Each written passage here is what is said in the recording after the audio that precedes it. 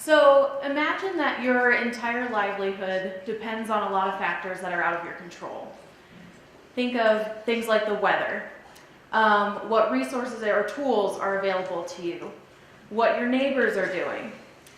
This is all pretty scary for a lot of us who like to control our own livelihoods, but this is the reality for most farmers around the world, including farmers in Colorado. So you can think of ways that farmers, can try to predict the weather and account for that in their fields, but that's really hard to predict the weather. You can think of the tools and resources they can implement, like disease resistance, but you can have a new disease come in and completely wipe out a field. You can use the best integrated pest management strategies and then have your neighbor not manage their field and have it affect yours. So this is really one of the motivations behind my work, and also because these farmers play a really important role not only in food security, but in their local communities. So they have really important roles in their local economies, which are often pretty rural. So the focus of my group's research is on wheat, which is the most important cereal crop in Colorado.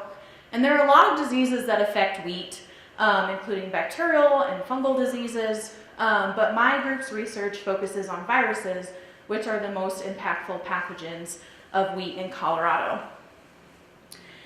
Last year, we focused on learning a lot about how these diseases affect Colorado wheat fields. And so we collected a lot of samples from wheat fields across the state and looked for viruses. Two of the most important viruses in Colorado are wheat streak mosaic virus and triticum mosaic virus. Historically, wheat streak mosaic virus has been the most important and most economically devastating virus, and we do have some disease resistance against it that has been pretty widely implemented in Colorado. However, in our sampling last year, we surprisingly found very high viral loads of triticum mosaic virus, and a lot of our samples were coming back positive for this virus. So unfortunately, this virus we don't have any disease resistance against. So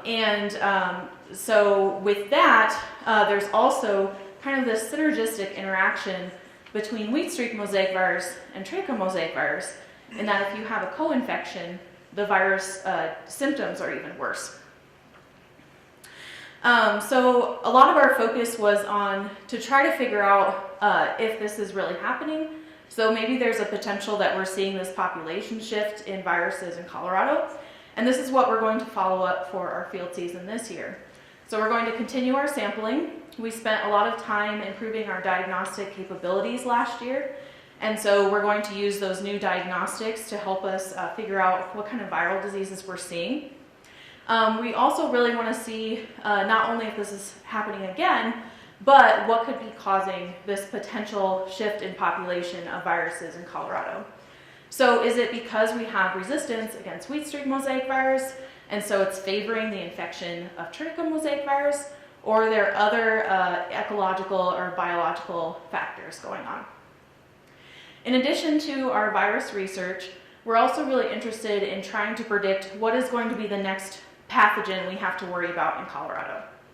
And so in addition to our improved diagnostics, we also want to do some sequencing this year to see what does the viral population look like, what other diseases are we seeing.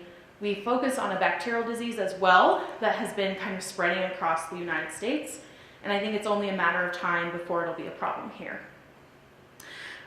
So with that, my goals are really to work with scientists, breeders, extension agents, and farmers to help us develop better ways to manage diseases of wheat that are both sustainable and economically viable.